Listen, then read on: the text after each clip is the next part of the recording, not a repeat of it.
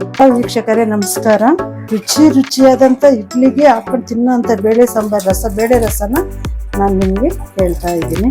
ನೋಡಿ, ಈಗ ಒಗ್ಗರಣೆ ಕೊಟ್ಟಿದ್ದೀನಿ ನೋಡಿ, ಎಷ್ಟು ಚೆನ್ನಾಗಿ ಕಾಣ್ತಾ ಇದೆ. ನಮ್ಗೆ ತಿಂದಷ್ಟೇ ತೃಪ್ತಿ ಇದೆ ನೋಡಿ ವೀಕ್ಷಕರೇ. ನಾನಿವಾಗ ಕುಕ್ಕರಲ್ಲಿ ಈ ತೊಗರೆ ಬೇಳೆನ ತಗೊಂಡು ನಮ್ಗೆ ಎಷ್ಟು ಬೇಗ ಎಷ್ಟು ಜನ ಇದ್ದೀವಿ ಅಷ್ಟು ಜನಕ್ಕೆ ಅಳತೆ ಪ್ರಕಾರ ತೊಗರೆ ಬೇಳೆ ತಗೊಂಡು ಚೆನ್ನಾಗಿ ಕುಕ್ಕರ್ನಲ್ಲಿ ಹಾಕಿ ಬೇಯಿಸ್ಕೊಂಡಿದ್ದೀನಿ ನೋಡಿ. ಈ ತರ ಬೇಳೆ ಬೆಂದಿರುತ್ತೆ. ಇನ್ನೂ ನುಣ್ಣಗಾದ್ರೂ ಪರವಾಗಿಲ್ಲ, ಯಾಕಂದ್ರೆ ಇಡ್ಲಿಗೆ ಬೇಳೆ ರಸ ಮಾಡಿದಾಗ, ಬೇಳೆ ಸಾರು ಮಾಡಿದಾಗ ಇಡ್ಲಿಗೆ ತುಂಬಾನೇ ಚೆನ್ನಾಗಿರುತ್ತೆ, ರುಚಿಯಾಗಿರುತ್ತೆ. ಅದರಿಂದ ನಾನು ತೊಗರೆ ಬೇಳೆನ ಕುಕ್ಕರ್ನಲ್ಲಿ ಬೇಯಿಸ್ಕೊಂಡಿದ್ದೀನಿ.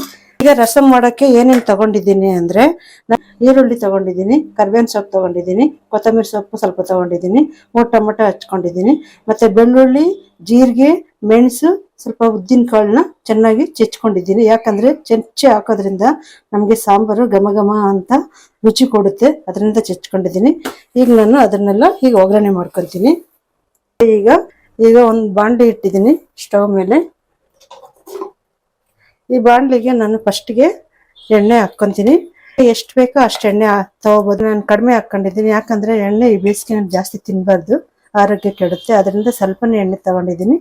ಎಲ್ಲರೂ ಅಷ್ಟೇ ಎಣ್ಣೆನ ಸ್ವಲ್ಪ ಹಿತಮಿತವಾಗಿ ತಿಂದ್ರೆ ತುಂಬಾನೇ ಆರೋಗ್ಯ ಚೆನ್ನಾಗಿರುತ್ತೆ ಅಂದ್ಕೊಂಡಿದ್ದೀನಿ. ಎಣ್ಣೆಗೆ ಸ್ವಲ್ಪ ಸಾಸಿವೆನ ಹಾಕ್ತಾ ಇದ್ದೀನಿ.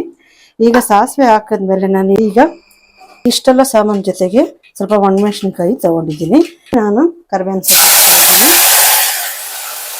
ಸೊಪ್ಪು ಹಾಕಿ ಈಗ ಕುಟ್ಕೊಂಡಿರುವಂಥ ಬೆಳ್ಳುಳ್ಳಿ, ಜೀರಿಗೆ, ಮೆಣಸು ಮತ್ತೆ ಉದ್ದಿನ ಬೇಳೆನ ಹಾಕಿ ನಾನು ಒಗ್ಗರಣೆ ಮಾಡ್ತಾ ಇದ್ದೀನಿ.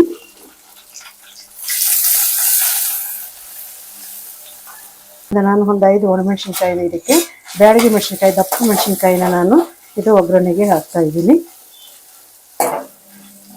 ನೋಡಿ. ಹಾಗೆ ಸ್ವಲ್ಪ ಈರುಳ್ಳಿ ಹಾಕ್ತಾ ಇದ್ದೀನಿ.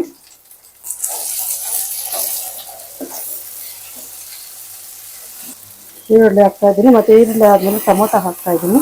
ಟೊಮೊಟೊ ಹಾಕಿ ನಾವೆಲ್ಲನೂ ಚೆನ್ನಾಗಿ ತಿರ್ಸ್ಕೊಂತ ಬರ್ತಾ ಇರಬೇಕು, ಕೈ ಆಡ್ತಾನೆ ಇರಬೇಕು, ಇಲ್ಲ ಅಂದ್ರೆ ಒಳ ಕಚ್ಚಿಬಿಡುತ್ತೆ. ಇದು ಸೀದೋಗ್ಬಿಟ್ರೆ ರುಚಿನೇ ಬೇರೆ ಆಗ್ಬಿಡುತ್ತೆ ಸಾಂಬಾರು. ನಾವು ಸಿಯಕ್ಕೆ ಇದನ್ನ ಒಗ್ಗರಣೆ ಸಿಯಕ್ಕೆ ನಾವು ಬಿಡಬಾರ್ದು.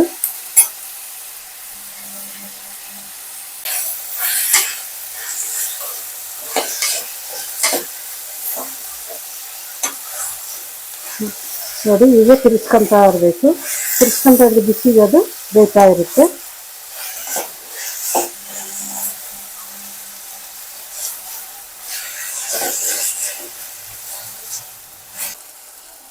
ಒಗ್ಗರಣೆ ಕೊಟ್ಟಿದ್ನಲ್ಲ, ಈಗಾಗಲೇ ನೋಡಿ ಇದು ರೆಡಿ ಆಗಿದೆ. ಇದಕ್ಕೆ ನಾವು ಈಗ ಏನು ಹಾಕ್ಬೇಕು ಅಂದ್ರೆ, ಈಗ ಸ್ವಲ್ಪ ಖಾರದ ಪುಡಿ ಸ್ವಲ್ಪ ಕಡಿಮೆನೇ ಹಾಕಬೇಕು. ಯಾಕೆ ಬೇಸಿಗೆ ಆಗಿರೋದ್ರಿಂದ ಹೊಟ್ಟೆನಲ್ಲಿ ಉರಿ ಬಂದ್ಬಿಡುತ್ತೆ.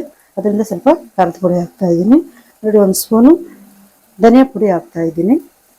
ಇಷ್ಟೇ ಹಾಕಬೇಕು ಬೇಳೆ ಸಾರಿಗೆ. ಒಂದು ಸ್ವಲ್ಪ ನಾನು ಅರಿಶಿನ ಪುಡಿ ಹಾಕ್ತಾ ಇದ್ದೀನಿ ನೋಡಿ. ಇದನ್ನೆಲ್ಲ ಚೆನ್ನಾಗಿ ತಿರುಗಿಸ್ಕೊಂಡು ಇದನ್ನ ರೆಡಿ ಆಗಿರೋದನ್ನ ನಾನು ಬೇಳೆ ಸಾಂಬಾರಿಗೆ ಮಿಕ್ಸ್ ಮಾಡ್ತಾ ಇದ್ದೀನಿ.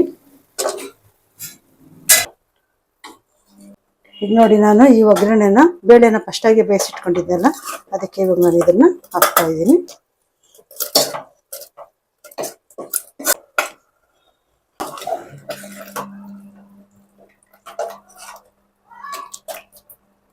ನೋಡಿ, ಇದಕ್ಕೆ ನಾವು ಸಾಂಬಾರು ನಮ್ಗೆ ಎಷ್ಟು ಹದವಾಗಬೇಕು, ಇಡ್ಲಿ ತಿನ್ನಕ್ಕೆ ಎಷ್ಟು ಹದವಾಗಬೇಕು ಅಷ್ಟು ಅದಕ್ಕೆ ತಕ್ಕಂತೆ ನೀರು ಹಾಕಿದ್ದೀನಿ ನೋಡಿ.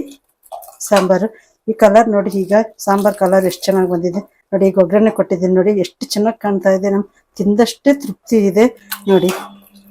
ಬೇಳೆ ಈ ತರ ಬೆಂದಿರಬೇಕು ನೋಡಿ.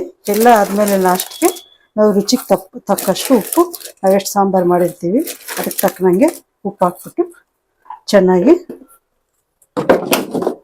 ಉಪ್ಪು ಹಾಕಿದ್ಮೇಲೆ ನೋಡಿ ಈ ತರ ಚೆನ್ನಾಗಿ ತಿರುಗಿಸ್ಬಿಟ್ಟು ಕುದಿಯೋಕ್ಕೆ ಬಿಡಬೇಕು. ಒಂದು 5 ನಿಮಿಷ 10 ನಿಮಿಷ ಕುದಿಸಿದ್ರೆ ಸಾಕು. ಯಾಕಂದ್ರೆ ನಾವೆಲ್ಲ ಒಗ್ಗರಣೆನಲ್ಲಿ ಬೇಯಿಸ್ಕೊಂಡಿರ್ತೀವಲ್ಲ, ಅದರಿಂದ ಜಾಸ್ತಿ ಕುದಿಸೋ ಅವಶ್ಯಕತೆ ಏನಿಲ್ಲ ನೋಡಿ. ಎಷ್ಟು ಚೆನ್ನಾಗಿ ಕಾಣ್ತಾ ಇದೆ ನೋಡಿ.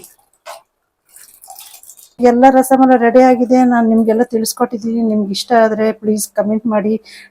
ರುಚಿಯಾದಂಥ ಬೇಳೆ ಸಾರು ನೀವು ಒಂದ್ಸರಿ ಪ್ರಯತ್ನ ಪಡಿ ನೋಡಿ. ಈ ಬೇಳೆ ಸಾರು ಜೊತೆಗೆ ಈಗ ನಾವು ಇಡ್ಲಿ ಹಿಟ್ಟನ್ನು ನಾವು ಚೆನ್ನಾಗಿ ಕಲ್ಸ್ಕೋಬೇಕು. ಈಗ ನೋಡಿ, ಆಲ್ರೆಡಿ 1 ರೌಂಡ್ ಇಡ್ಲಿ ಹಾಕಿದ್ರಿ, ಇದು 2ನೇ ರೌಂಡ್ ಹಾಕ್ತಾ ಇದೀವಿ. ಯಾಕಂದ್ರೆ ನಾವು ಬೇಳೆ ಸಾರು ಮಾಡಿದಾಗ ಇಡ್ಲಿಗೆ ಬೇಳೆ ಸಾರಿಗೆ ತುಂಬಾನೇ ರುಚಿಯಾಗಿರುತ್ತೆ. ಬೇಳೆ ಸಾಂಬಾರಲ್ಲಿ ಇಡ್ಲಿ ತಿಂದ್ರೆ ಮನ್ಸಿಗೆ ತುಂಬಾ ನೆಮ್ಮದಿ ಕೂಡ ಇರುತ್ತೆ.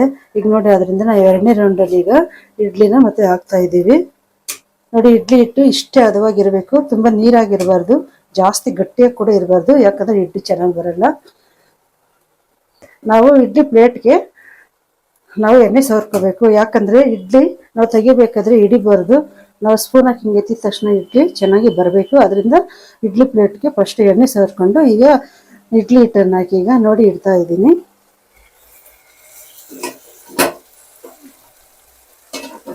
ಈಗ ಮುಚ್ಚಿಕ್ ಬಿಡಿ ಒಂದು 15 ನಿಮಿಷ.